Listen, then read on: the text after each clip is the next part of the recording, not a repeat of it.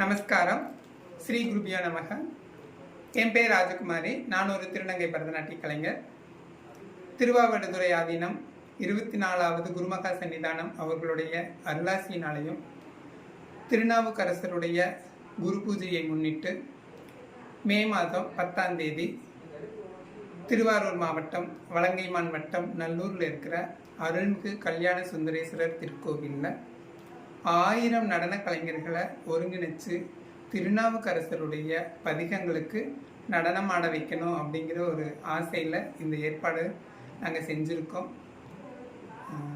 நடன மணிகளும் நடன ஆசிரியர்களும் நடன ரசிகர்களும் இந்நிகழ்ச்சியில் கலந்துக்கிட்டு இந்நிகழ்ச்சியை பெரிய அளவில் கொண்டு சேர்க்கணும் அப்படிங்கிறது என்னோட தாழ்வான வேண்டுகோள்.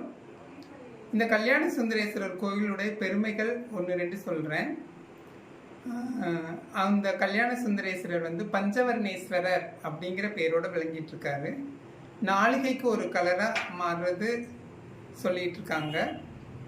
அங்கே சப்தசாகர தீர்த்தம் அப்படின்னு 7 கடல் கூடுற ஒரு திருக்குளம் இருக்கு.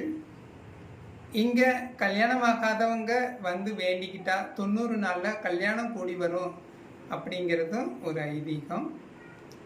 இது ஒரு மாடக்கோயில். இங்கே இருக்கிற சனி பிரதோஷத்தில் கலந்துக்கிட்டோம்னா, ஒரு பிரதோஷத்தில் கலந்துக்கிட்டா கோடி பிரதோஷத்தோட பலன் கிடைக்கும் அப்படிங்கிறது அந்த கோயிலுடைய வரலாறு. குந்தி தேவிக்கு சாப விமோச்சனம் அளித்த இந்த பெருங்கோயில். இத்தனை சிறப்புகளும் நிறைந்த இந்த கோயிலோட புண்ணியம் எல்லாருக்கும் போய் சேரணும். முக்கியமாக திருநாவுக்கரசு நாயனாருக்கு திருவடி தீட்சை இங்கே அளிக்கப்பட்டது. அதுக்கப்புறம் அமர்நீதி நாயனாருக்கு இங்கே தான் அவர் அமர்நீதி நாயனாருக்கு முக்தி அளித்த இடம். இங்கே இருக்கிற காளிகாம்பாள் கோவிலில் கர்ப்பிணிகளுக்கு வளைகாப்பு நடத்துகிறாங்க. இவ்வளவு சிறப்பு வாய்ந்த இந்த கோவிலில் நம்ம எல்லாரும் நாட்டியம் ஆடி நாட்டியர் சமர்ப்பணம் செய்யறதுக்கு பெரும்பேறு பெற்றிருக்கணும். இந்த பெரும்பேறு எல்லாருக்கும் கிடைக்கணும்னு நான் வேண்டியிருக்கிறேன். இது என்னுடைய தாழ்வான வேண்டுகோள். எல்லாரும் கலந்துக்கிட்டு இவ்விழாவை சிறப்பிக்க வேண்டும். சிவாய நம.